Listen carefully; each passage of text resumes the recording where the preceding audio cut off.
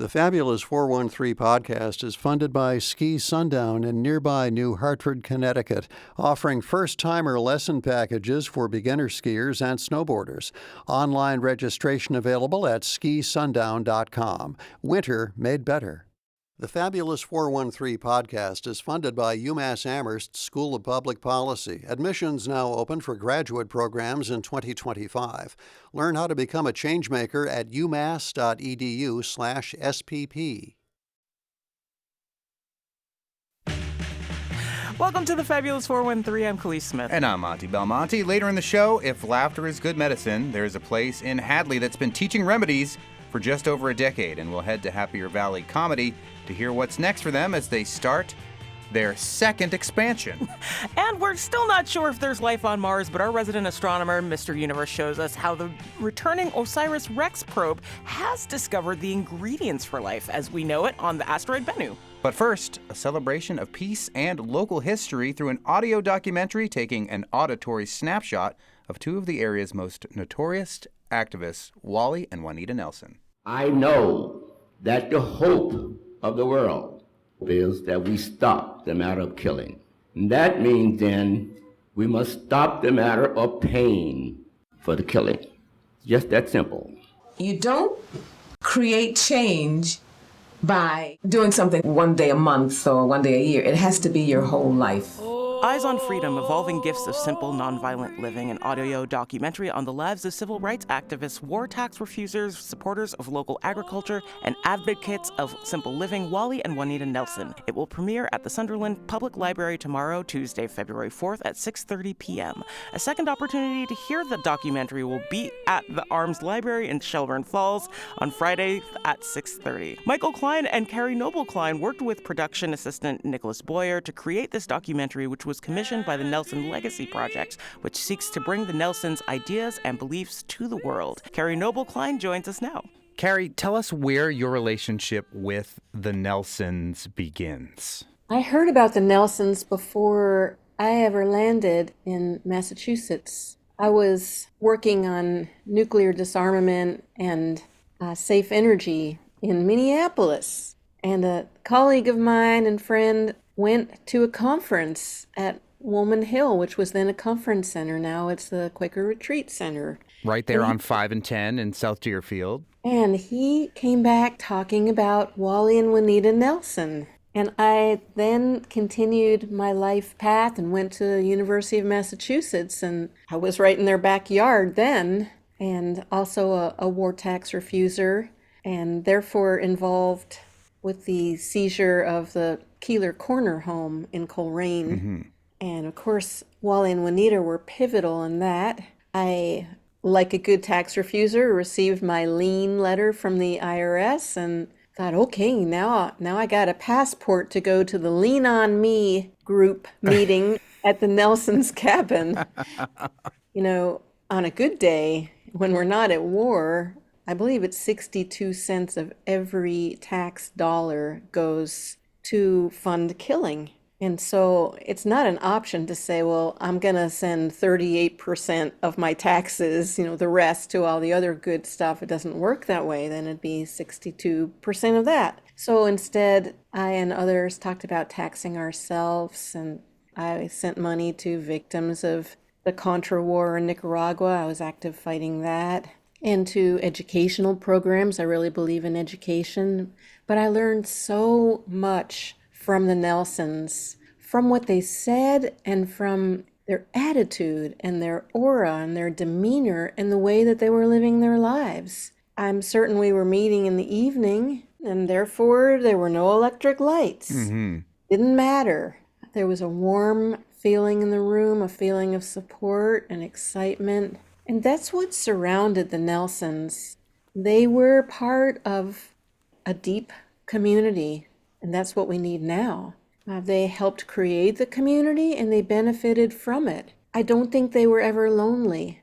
And here we are in what's called a loneliness epidemic in these days, and we weren't lonely. We were together. We supported each other.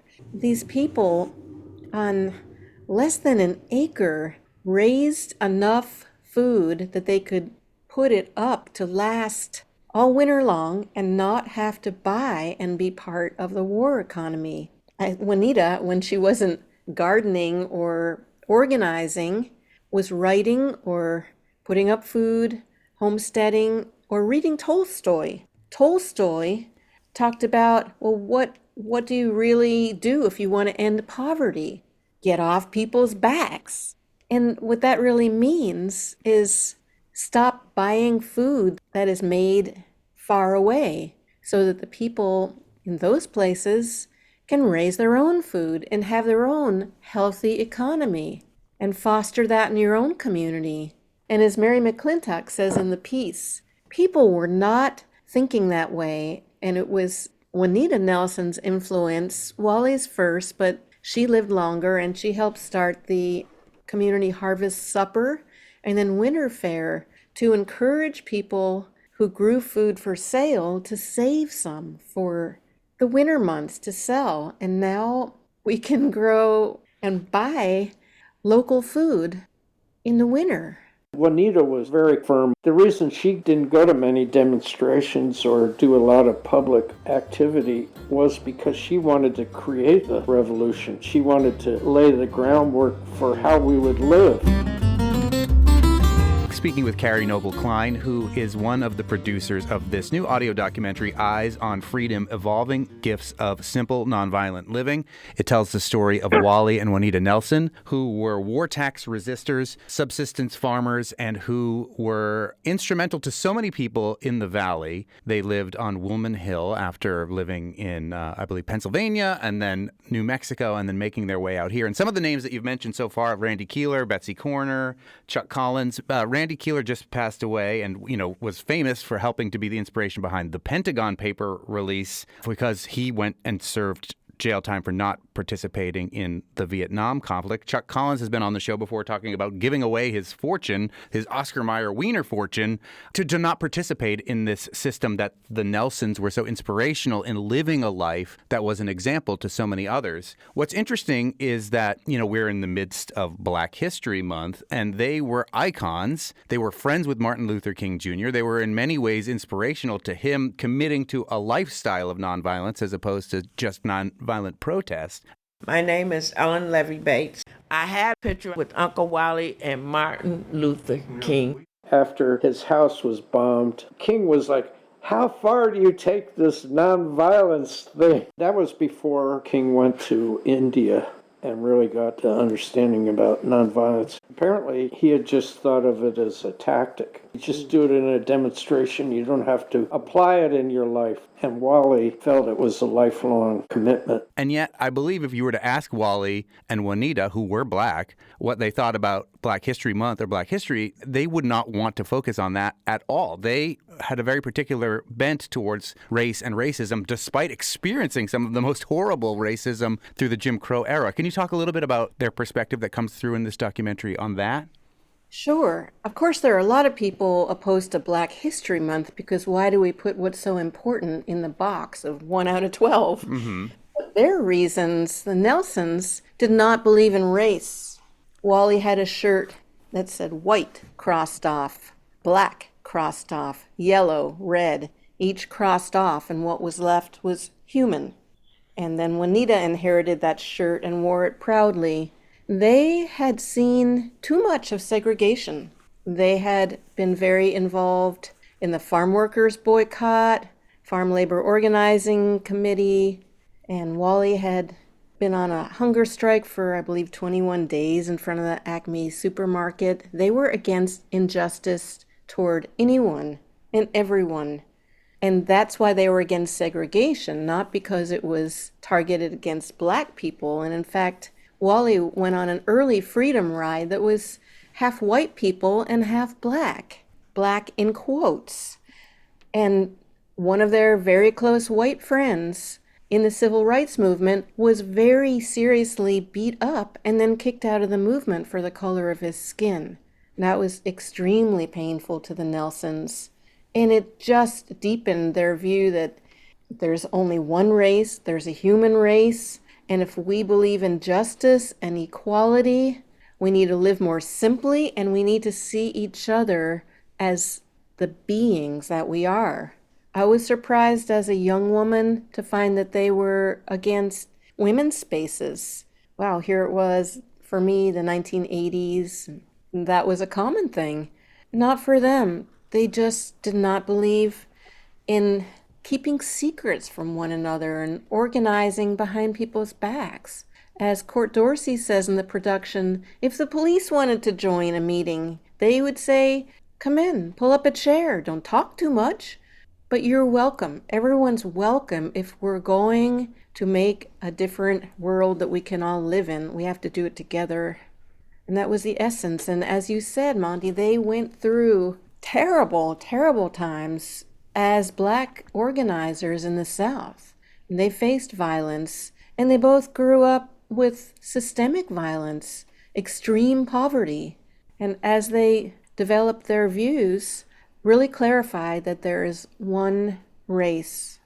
It really is inspirational to see people living in Black bodies and experiencing all this and holding up this ideal that I think a lot of people would love to believe is the ultimate ideal and almost separate themselves in some ways, I think for better and for worse personally, from the greater context of the culture. If we could all only do what they did, and maybe we could all subsistence farm, maybe we could all war tax resist. They sit as a shining example. Nevertheless, most of us will not come close to living a life like they lived. They were anti-consumer. They tried as hard as they could not to participate in any sort of consumerism because they believed that was also part of the war machine, that every aspect of our culture in some ways leads to violence, including interest in a bank. You know, it was a day-to-day struggle for them to live like this, and yet they managed to do it through the entirety of their lives. How do they exist in the context of the greater society in which we live, in your opinion, Carrie Noble Klein? It was not through their whole lives. In fact, they worked hard to have careers. Juanita went to Howard, and she met Wally when she was a reporter. He was in prison resisting World War II and actually resisting the CO camps, as they're now called, conscientious objector camps. Wouldn't even participate in that stateside during World War II, which so many people would say if there is a just war, perhaps that's the example of it. Wally not only did not participate in war or pay for it, he did not participate in the camps. Several of them walked out and went on to organize in Detroit until they were picked up. So they met in prison. She was documenting prison conditions there in the Cleveland jail it was. And she said, "Wally, if someone tried to kill you, what would you do?" And he said, "Well, I might curl up in a ball. I might try to protect myself in that way, shield my head. But I would never believe that my life is of greater value than someone else's, even someone who's trying to kill you."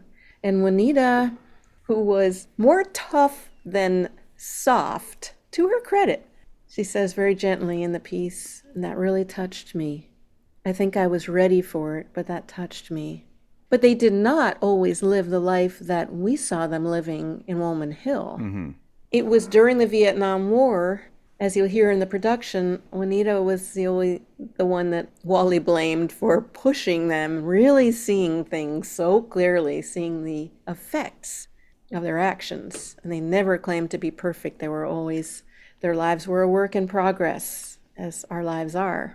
But she said during the Vietnam War, she said, "Wally, we're complicit. You know, we're organizing, we're trying to live ethical lives, but we're part of the war machine."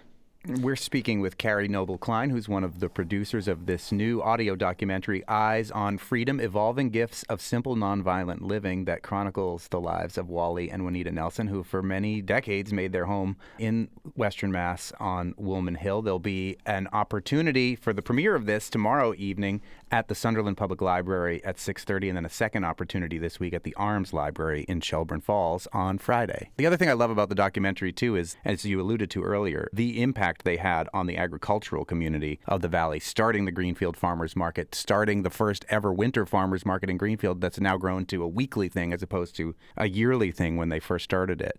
The impact is seen all throughout. What do you think younger activists can learn from this type of aspirational colorblindness? That colorblindness can sometimes be very problematic, but coming from these two seems like an ideal. Yeah, I would shy away from the term just because it is so colored Right. by people's views of not being seen. And we've done a lot of work in Appalachia primarily, but here too, in coal, class, and color.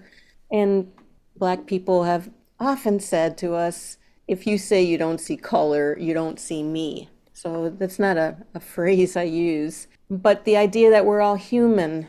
Now, Wallin, Juanita, and I as well try very hard to not speak for other people. And so I can't speak for them, and I can't speak for what people take from the program. I think it is hopeful to think that we can organize, and now we've got to organize and stick together, caring about people of all colors and all stripes and all sexual orientations and all genders and all nationalities and ethnicities. There's no time to waste on separatism of any kind. The new documentary is called Eyes on Freedom, Evolving Gifts of Simple, Nonviolent Living. It's an audio documentary that will premiere at the Sunderland Public Library tomorrow at 6:30, and then again at the Arms Library in Shelburne Falls this Friday, the 7th, at 6:30. It was produced in part by Carrie Noble Klein, who has been joining us. It really is a wonderful hour-long listen, and it'll be great to hear this with a group of folks, and it really shines a light on these two bright lights that made such a wonderful impact here in Western Mass and beyond. We really like this format of community listening. You know, this is an era of podcasting, which is great, that people are tuning into sound and voice. But there's something about the focus that comes in doing it together. That's why we like to do these sharings publicly and then open it up to a conversation. But you can also communicate with us and schedule another public listening, or you can hear it on your own on our Talking Across the Lines SoundCloud podcast. I hope that it's beneficial to people. I think we need lots of tools now, and we made this for the Nelson Legacy Project to be a tool. I was thinking as I was walking over, what type of struggle are we in? We're in the struggle to demonstrate freedom. And freedom, you don't vote for it. You don't shoot for it. You don't tell other people what to do about it. Freedom is what you do yourself. Oh, freedom. Thank you so much. Thank you so much for your time and all these great programs that I hear. Oh, freedom. Later in the show, laughter along Route 9 as we speak with Pam Victor and Scott Braidman of Happier Valley Comedy about their expansion and the beautiful chaos that is improv. But first, a probe returns with exciting information. Mr. Universe tells us about the new findings of OSIRIS-REx next. You're listening to The Fabulous 413 on 88.5 NEPM. The Fabulous 413 podcast is funded by Window World of Western Mass, a local family-owned and operated complete exterior remodeling business offering windows, siding, gutters, and more. WindowWorldOfWesternMA.com. To boldly go where no man has gone before. Hampshire College astronomer Dr. Salman Hamid, Mr. Universe, head of Kainat Studios. We are at your kitchen table in Amherst, and we're going to talk astronomy again, but you're also a big award show guy, so you watched the Grammys last night. What was your take on the Grammys? I think the performances were amazing. And also with the LA fires, they were raising money for that, so I thought that was really good. But I was just blown away by the performances of the new artists. Chappell Roan, Sabrina Carpenter. Yeah, and Benson Boone. Doing a lot of flips. Yeah, and I was like, hey, that's how I usually do, to prepare for having a conversation with you before that. So, a couple flips. That couple of flips. I'm trying to learn. I'm pretty sure I could learn how to do a backflip at this point. I love that Beyonce won the album of the year finally. And Janelle Monáe. Oh my God, doing Michael Jackson. That was really cool. And then very quickly, you're a board member of Amherst Cinema. Spent yesterday watching Wages of Fear. Have you ever seen that movie? I have not, and I'm... 1953 French movie about driving trucks filled with nitroglycerin. If you've ever seen the movie Sorcerer, which came out in the 70s, Roy Scheider, it definitely borrows heavily from this 1953 movie. It's so good. Such a fun time. Packed house. And I think there is one more showing. There is. I think on Wednesday or something like that. But do check. Yes. 4K restoration. Gorgeous. Crazy movie. Super stressful and amazing. But we are here to talk about astronomy and potential signs of life on an asteroid. No, and potentially no. We talked a while back about this asteroid return mission. So there was this NASA mission that went to an asteroid, Bennu, and got the samples and brought them back. So this mission got there, I think it returned in 2023. Here is the reason why you want to bring samples back, because rocks from space, meteoroids, they do hit the Earth. And some of them, if you can find them quickly, those are great samples. And in fact, that's how we knew that asteroids have building blocks of life. There was always an interesting element to how did life start here, where did these elements came from. And so meteoroids offered those clues. Like maybe ancient alien life was on a meteor, hit the Earth, and then seeded this planet with the life as we know it now. There is an idea regarding that. It's called panspermia, but we don't have evidence for that. And when meteoroids fall naturally directly from space to the Earth, well, I mean, if a big one comes in, then nobody's here alive, like, to analyze them, like, for example, the dinosaurs. Mm-hmm. So that was a much bigger one, comet probably. But the smaller ones, those are really useful for us. But even then, the asteroid or meteoroid has gone through our atmosphere where it heats up. And oftentimes, if they burn up in the atmosphere, you see a shooting star. But even if it hits to the ground and we try to get them quickly, the Earth microbes are pretty quick in contaminating it. This is the reason why going to an asteroid, what the NASA mission OSIRIS-REx did to asteroid Bennu, and it brought those samples back and put it in a container which was likely not contaminated. And the first results have started to come out. What it tells you, Bennu is a small asteroid about 2,000 feet across, and the samples tell us that, in fact, it has amino acids. We knew that amino acids that life uses in our cells, they actually are used to make proteins and things like that, and our life uses 20 types of amino acids. All of which I'm taking as supplements now that I'm old. I feel like all I do is like my job to eat protein and amino acids. And so the question was, I mean, of course, the combination of amino acids available is much bigger, but our life uses 20 amino acids. And it turns out that in this sample that came back as part of the OSIRIS-REx mission, NASA mission, to the asteroid Bennu, it found about 16,000 types of organic molecules, which included 16 of those 20 amino acids. So those amino acids are already there.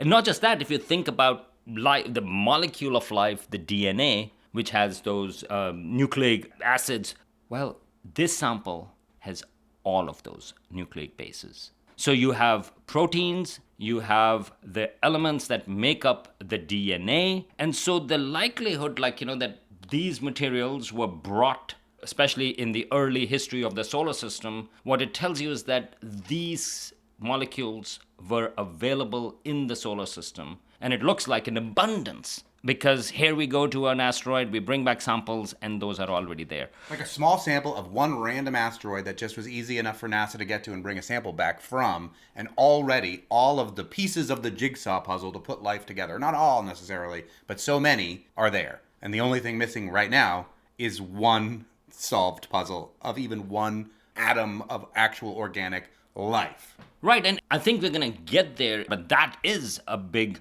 mystery. You can imagine going from this kind of chemistry to biology because of all the pieces that are here. In the papers that have come out regarding that just last week in Nature, what they talk about is also the origins of the asteroid Bennu, which I found really fascinating because they trace it back. It actually was probably a part of a 60-mile big asteroid, and it was actually formed beyond the orbit of Jupiter. Second thing is they also found some of the molecules in Bennu that it looked like that it spent a lot of time in a salty brine. That is, again, one of those things that might be useful for building up these molecules that might eventually lead to life, although not in this particular case. Now, in this particular case of Bennu, there probably wasn't enough time to have formed actual life. But you can imagine other places that you have those building blocks, you have this salty brine, you have this for a few billion years, and maybe you have conditions to form a primitive life. Those are all the things that are coming from just this sample. we don't know the exact steps, but we can imagine half steps where it might go from chemistry to biology. In this particular case, I should also mention one reason why we know there is no life on this sample. One is that on Earth, all of the amino acids that life uses are one-handed, like left-handed. And it's just the way the structure of the amino acids come in. And that is a big mystery. So when we talk about the origins of life, one of the mysteries is, well, why does life only uses one-sided, or left-handed amino acid? What do you mean left-handed? It's the structure of the amino acids. It has, like, one side has bonds that are more than on the other side. Okay. So there are, in general, in the universe, you find left-handed and right-handed, as you would expect. Some of them are bonded in one particular way, and some of them are bonded in the other particular way, and those are randomly distributed. But all of life uses just one side of it. Ah, I never knew this. We don't know why. Some people think that it may lead to efficiency in terms of replication or in terms of other processes, metabolism and things like that. But we don't know. Now, the samples, as far as I know, on this Bennu, they are not preferentially left-handed. Are you just using left-handed for fun, or is this how scientists really refer to it? That's exactly how scientists actually use this, left-handed or right-handed. I love that. And I love that left-handed is what defines life, considering how oppressed left-handed people have been over the years. It's called chirality, meaning to say, that you can have, it's with crystals, it's with other molecules as well. It just describes how the molecule is structured. Uh-huh. And I think it's left-handed. I'm an astronomer, so right. I can be butchering here biology, but as far as I remember, it was left-handed. And I'm not sure, being a right-handed myself, that there is anything unique about left-handed people. They get their own special scissors. Well, that is correct. And probably they cut it in their own special way as well, which is crooked. Before we go away from asteroids, we've talked about Bennu and the return sample mission. There is an asteroid that is en route to us. Do we need to be worried as citizens of planet Earth? No. But it is correct that an asteroid that was discovered right after Christmas, actually, of last year, I think December 27th, its name is Asteroid 2024Y4. And it has about 1% chance of hitting the Earth in December of 2032. We don't know its exact size, but it's about 130 to 330 feet wide asteroid. Okay, feet, so not feet. Miles. No. That would be a much serious problem. No, feet. And I mean, this is not something that will destroy a civilization, but it is big enough to potentially impact, for example, if it hits on a city. Comparison comes in with the famous Tunguska event that happened in 1908 in Siberia, where it exploded actually right above the surface, and it actually destroyed about 800 square miles of the area around it with fires and things like that. So there is a threat to it, but these type of threats have seen before as well, but then they recalculate the orbits once you have more information. Now, 1%, on the one hand, it looks like, hey, that's not that much, but from the perspective of this size of an object, which can potentially be a potentially city-destroying asteroid, it is serious enough to keep an eye on that. And so this is exactly what astronomers are doing. There is a scale which is how to evaluate these threats. It's called the Torino scale. So the scale goes from 0 to 10. 0 is like, hey, there is no chance. And 10 is like, okay, this is going to destroy entire humanity. This is around 3. Whoa, that's higher than I want that number to be. Right, and that's the reason why people are talking about it. There has only once been one asteroid for briefly that went to 4. Bruce Willis took care of it. And I don't wanna miss a thing. I wouldn't worry about it at all. I would rather more worry about, because this is a NASA-run telescope that discovered it. The stuff that we are talking about, Bennu, that is also a NASA mission. Those are all funded by the federal government. And so these eyes on these asteroids, what to do about those things, those are also NASA funded. And so what I would more worry about it is if its funding gets cut, if federal funds get frozen for these grants for people who are actually looking at these things and they cannot publish it. I think your question, should you go to sleep fine? Yes, from the perspective of the danger of the asteroid. No, if you are thinking about the future of publicly funded research. Makes me feel bad that I put a lawn sign out during this year's campaign that said Giant Asteroid 2024, because that might be exactly what we get. Yes. And now we go right next to the cows where comedy grows to learn how improv can help everyone everywhere much of the time with the team at Happier Valley Comedy. You're listening to the Fabulous 413 on 88.5 NEPM. The Fabulous 413 podcast is funded by Northeast Solar, offering solar options, energy security, and solutions for the local community. Learn more at northeast-solar.com. I'm delighted to be on NEPM because I didn't think I'd ever be talked to by them again. I got the Arts and Humanities Award, and I am the person who went into that acceptance speech and let the F-bomb fly. And some people were like, that had to happen, and other people would not meet my eye afterwards. Did, Kari and Jerry try to take the award back from you? Kari and Jerry was not there. Oh, the biggest star in all of the NEPM orbit. I know, I'm dying to know what he looks like. You should come by the studio next time. He's the best dressed man. We are at your home base right now, the home of Happier Valley Comedy. My name is Pam Victor. I'm the head of happiness of Happier Valley Comedy. Hello, I'm Scott Braidman. I'm the artistic director and general manager of Happier Valley Comedy. Wow, you sound like Peter Sagal from Wait, Don't Tell Me right now all of a sudden. Thank you. So now you're auditioning for NEPM. Pam, we've known each other for a very long time, and one of my favorite first conversations that we've had was about you basically dropping everything in your life and trying to manifest a dream into reality. That was August 2014, I think, where I started the Can I Make a Living Doing What I Love experiment, where I gave myself 1 year to make a living exclusively through improv, according to you. At first I was like, I'll do other stuff, and you're like, no, you can only count it if Did I do that? Yeah, you did. And that sounds like a Monty thing. It's like, no. And I gave myself a year to make $16,000. Which was like the total minimum wage or something like that? Exactly, a minimum wage for a family of 2 at the time. The poverty, what was it? The poverty? Oh, no, I'm sorry, the poverty line. Yeah. The poverty line for a family of 2. And I just busted my buns. I taught classes, I did some professional development, produced shows, and I made that dollar goal in 6 months. And then a year later, I was founding Happier Valley Comedy, our nonprofit. How does comedy work as a nonprofit? I feel like every comedian you know knows the answer to this. Well, I know some comedians that are very successful and profitable. Not most of them. But not most of them. And how many are improvisers? Exactly, right. So talk about this as sort of a model. Yeah, absolutely. Well, actually, Improv Boston, which was in Cambridge. Yes. They no longer exist? They no longer exist. Oh, I didn't even know that. A pandemic. So maybe not a good example. The pandemic is an exception. The pandemic killed a lot of things. Yeah. Absolutely. I mean, Upright Citizens Brigade Theater in New York also. Oh, wow. Anywho, that made it possible for us to not be chasing the dollar, trying to think of this as filling my personal purse, but existing and creating this thing.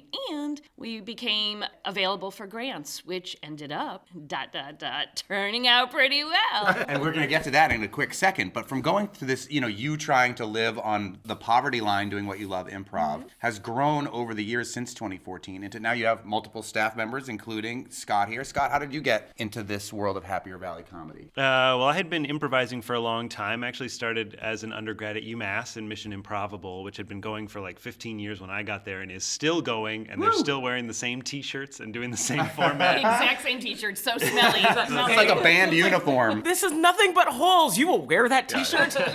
So I started occasionally teaching a workshop or joining a show in the very early days before Happier Valley Comedy was a company, and then teaching a little bit more. And then Pam wanted to hire me full-time. She had gone through a number of part-time employees who didn't quite work out because they weren't maybe as committed as Pam was, and she was kind of ready to just scale back and kind of give up on growing, or bring me on board and be a partnership. And my deal was that then we have to open our own theater. So that was in 2018.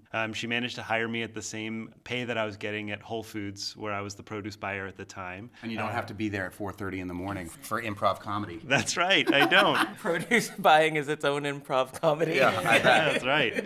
And so then I came on full time, and we did a fundraiser, and we raised just enough to build this theater that we're in right now, and are now talking about improving. Where we are right now is right off Route 9. How did you come to this location? Well, for years I was driving up and down Route 9 because if there was a place that's had an empty space in this valley, I have produced a show or done a class there. But I always drive up and down Route 9. I'm like, this is the perfect location because it's like at most 20 minutes from everybody. We're going to get to how you're growing and expanding, but this growth and expansion is actually kind of your second growth/expansion because you grew into the space next door and got a bar. We did. We had a lounge.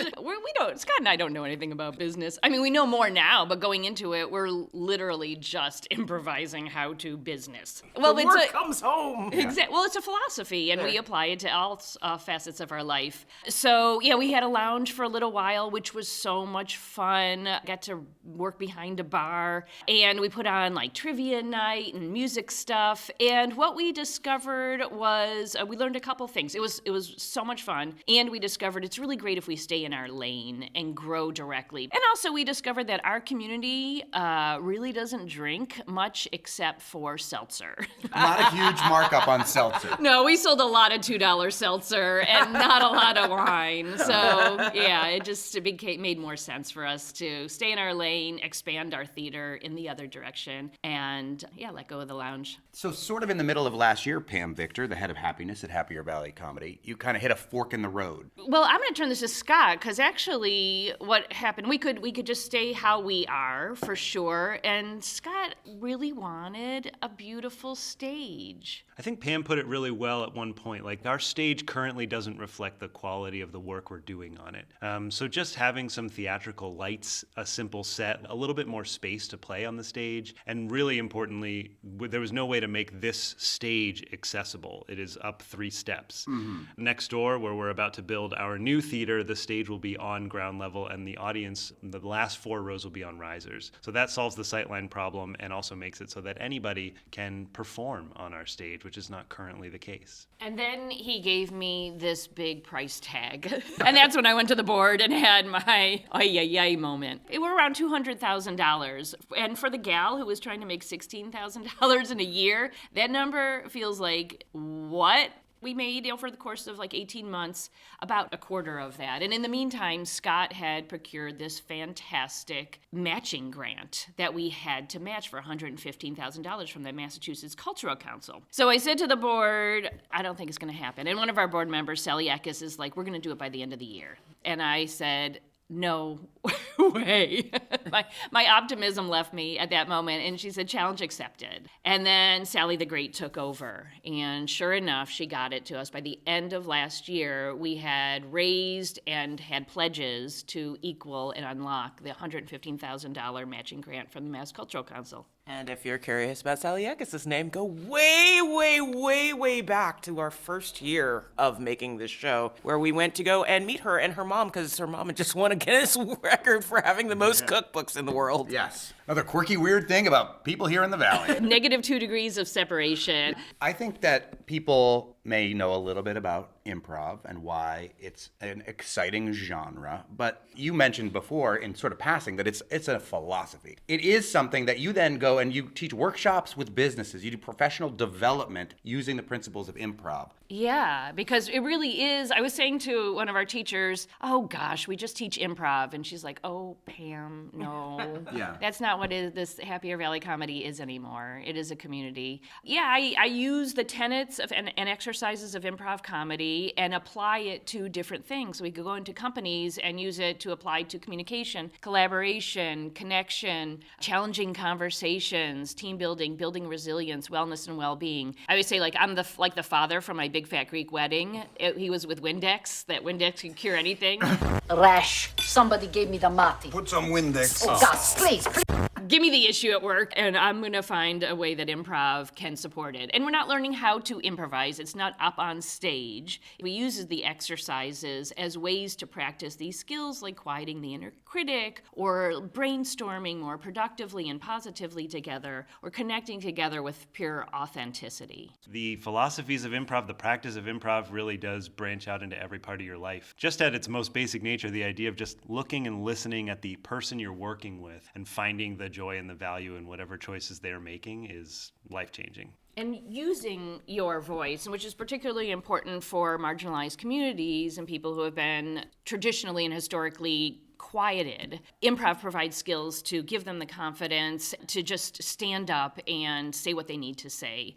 We're at Happier Valley Comedy with Pam Victor and Scott Braidman, who are two of the folks that are behind the scenes making this nonprofit. They're in charge of making you happy when you come. Yeah, totally. They literally have given themselves happiness-type titles. The fact that we exist and made it through the pandemic and are continuing to grow, because improv theaters struggle in cities that have a way larger audience and student base than we can access here. But somehow it's like the Valley is like this Goldilocks effect for us, where there's enough cultural interest, there's enough people coming and moving through who are interested in being part of a community, but the rent is cheaper. We've found this kind of like magic spot where it continues to work, even though a lot of places who have maybe a better setup have closed. So we feel very grateful. So for some people who don't know improv, they'll be like, how can you teach improv? Isn't it improvised? So how do you teach improv? Well, I always say it's like jazz, right? They never say to jazz musicians, how do you rehearse jazz? You do. You get a structure, which is the song, the basic of the song. And in our case, there might be a structure of like the type of game or the format of the show. For example, improvising a 2-act play. And then we rehearse the skills that go into it and then mess up a lot. And I think that's part of the process. Like, people are so afraid to fail, but improv can teach you it's okay to fail, and then you turn that failure into something completely different. It's not only okay to fail, it's necessary to Yes. fail because you don't grow without failure. Yeah. You can't learn what you can do unless you break it. Yes. That's right, Khalid. That's why Pam Victor's coffee mug that I'm drinking out of that says Happier Valley Comedy on one side, on the other side says, F it up. So you're not just jumping into the void, you're jumping into a net that's made of your colleagues. Mm-hmm. We are here to catch each other. What, you didn't, Scott's laughing. I've never heard that specific metaphor before, but I'm imagining a net woven out of people, and it's... I'm imagining Annette Funicello. Time to twist our mousey dial to the right and the left with a great big smile. No, I refuse. Yes, and as a principal, I'm sorry. We're in an improv comedy thing. Well, it's because I was thinking about something that keeps coming up. I don't do improv on stage anymore, but I still tabletop. And basically, tabletop role-playing is an improv game, and something that's at the base of it that you learn is like just this base level of trust. The thing about improv is that it teaches you how to manipulate that trust in ways that are either entertaining or beneficial for everybody that's involved. And we practice like finding and facilitating the joy and ease for ourselves and each other. Right. So if you're not having fun, it's not fun. And that's my job as your scene partner, is to help you have as much fun as possible. You're the head of happiness. Literally. Yes, Yeah. it is literally your job. But we don't talk about yes and in our first few levels here because it's often misunderstood that you have to say yes. I think that's been used against people a lot in improv in the past, especially people who have been marginalized. So we practice acceptance of the reality of the moment and the agreement to move forward together with joy and ease. So you could say That's yes. a lot easier to remember. I wish I taught yes and. It's so much easier, but the concept is not that simple. Uh-huh. Yeah, and when we talk about yes and or yesing at all, we're talking about the improvisers below the level of the performance saying yes to each other in terms of how they're building something together. And sometimes, I'd say maybe even often, the best way to build on what you're creating together is for that character to be totally denying and saying no. The scene's about a parent trying to get their kid out of bed. If the kid gets out of bed, you're not building the scene anymore, right? So the yes and is under the surface. It's often not actually saying yes, but exploring together, like, how can we as two artists create this thing together and keep moving in that direction? How have some of these concepts manifested in the feedback you're getting from people that you've worked with? Yeah, it's helping people to work together, to brainstorm. Oftentimes in companies, I'll say all the time in companies, communication is the issue. When there's a problem, it's always communication and usually lack thereof, and people not feeling comfortable showing up authentically for these conversations. solutions. So I help people use this concept of yes and, this idea that we're accepting the reality of the moment and moving forward together as a framework for brainstorming and problem solving together. So I will agree to explore your idea. I'm not necessarily agreeing to your idea. I'm just saying, okay, I want to hear, or if there's a problem, I want to hear the problem, because sometimes clients just want to be heard. Yeah. They don't need it solved. They just want you to hold space for them and to acknowledge that this is an issue. And then let's work on the solution together. So I've worked with lots of physicians. I've worked with folks at Bay State. Right now, I work twice a year with a railroad company, the CRRC, down in Springfield, where they build actual railroad trains. So the last one I did was with the women of manufacturing on how to quiet their inner critics so they can show up more fully at work. Do you ever make them say choo-choo? I don't. Yeah, and those trains, they don't have choo-choo trains. More subway trains. Yeah, they're building trains for this. Is there a third rail that you're not allowed to talk with them about? Yes, often, yes. How has some of that evolved into classes that you're teaching to the greater public as part of your curriculum here at Happier Valley Comedy? Am I asking this because I'm really curious how the musical came about? Maybe. I also teach mindfulness, so that some of it came out. So that's the applied improv part, is an improviser's guide to mindfulness. So using improv to practice mindfulness. And yeah, music is such a cool part of improvisation. You're going to come learn musical Yeah, you improv? Is that what I'm are. hearing? No. Please. Bands.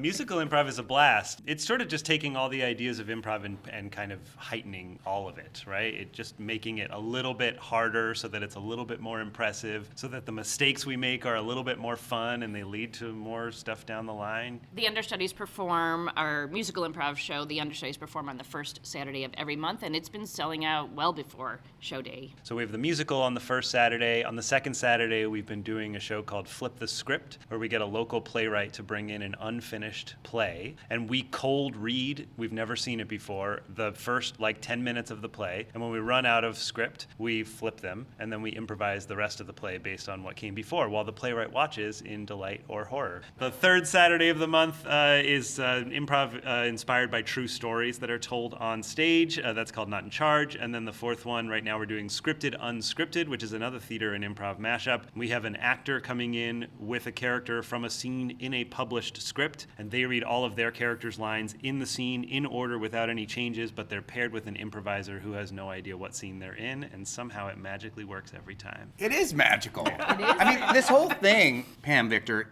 the fact that you used the principles of improv in some ways to manifest this dream into reality is really inspirational to me. You hit that $115,000 goal, unlocking that $115,000 match. When do we anticipate the construction or completion of the new theater will be done? Yeah, the HVAC work has already been done, actually, next door. Which is exciting for us because it's been really noisy and cold. And the rest of the construction is happening in July and August. So we're hoping in the fall to have a grand opening of our new space. And it will be the 10-year anniversary of the creation of Happier Valley Comedy. So we're going to have a grand reopening. For me, it's not about improv. Improv isn't the thing that I love anymore. I'm making a living fostering community, which is what's so important to me, especially in this day and age. And we're constantly diversifying our community because, well, it's just more fun, and it's best for the art form of improvisation when you have a diversity of input. So, Wait, do you mean we're not abolishing our DEI initiatives? we are doubling down. DDEI. Double D. That's something different, I think, right? I don't know. Okay, Huge tracts of land. Don't Google it. Don't Google it. Yeah, so anybody who identifies as Black, Indigenous, or person of color can get a code that we just give them forevermore to get either 50 or 100% off all our workshops and classes. And that is not an assumption of financial need. That is a way of us paying them for the extra emotional labor it takes to navigate a predominantly white space until we achieve our diversity goals. I think that we're going to get through these uncertain times in connection with each other, face to face, supporting each other, finding joy together, and refilling our tanks together. so we can laugh more and be our more authentic selves out in the world. You can find all of Happier Valley Comedy's classes and shows and offerings on their website, but I will point out that if you're as interested in learning the musical improv that they do, the registration for their class doing just that, which is titled What's Your Deal, opens this Friday, February 7th. You're listening to the Fabulous 413 on 88.5 NEPM. Welcome back to the Fabulous 413. I'm Monty Belmonte. And I'm Khalees Smith. You mentioned that you were in an improv troupe in college. I mean, I was too, but we were not the good one. There were two. What was the name? Do you remember the name? No, I'm still trying to remember. Bad? It was that bad.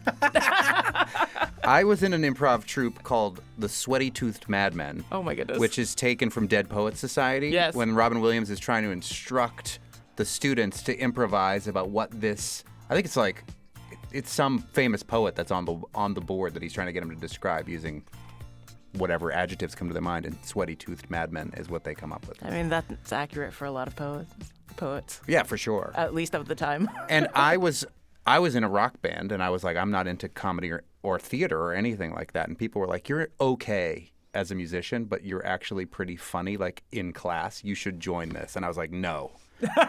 And then they said, well, what if you just MC it? And I said, fine. But by the end of the time, I was the leader of the group for many years. Mm-hmm. And I will shamelessly name drop that the comedian that I mentioned that is not a nonprofit comedian also started in Sweaty-Toothed Madmen. His name is Pete Holmes. He's got a million, HBO and other specials and Netflix specials, and he's a very successful comedian, and swore to me then that improv was the truest form of comedy and that he would never do stand-up. Oh, how the mighty have fallen. To themselves. It's okay, it happens. I suppose that is a joke in and of itself that he improvised over the course of his life. Yeah, he did. He improvised, and now he's doing great. Awesome. Well, on the next Fabulous 413, an intrepid and prescient high school theater is putting the William Golding classic of Lord of the Flies on stage this weekend. I don't know how you could improvise around that, but who knows? Oh, whoa. I feel like there's a lot you could do with that if you're just given the premise. Like, if there's a pile of kids from boarding school whose plane lands on an island accidentally. Yeah. It's Yellow Jackets on stage. We'll speak with director Bevan Brunel and some of the cast about this production. But all dudes. And give you another sneak peek of CISA's upcoming Field Notes event with Kyle Zagel of Just Roots before you can catch him and the other storytellers at the Academy of Music. Plus, we go wassailing with Berkshire Cider, even though it isn't Christmas, and learn more about their upcoming wassail event at Tourists this weekend. I guess it's cool to have something to look forward to in February. Wassailing? I mean, it is still high holidays, and it's Lunar New Year. There's a whole lot to celebrate. And it was Groundhog Day, so there you go. Yeah. I'm Monty Belmonte. I'm Khalees Smith. We'll see you tomorrow on the Fabulous 413.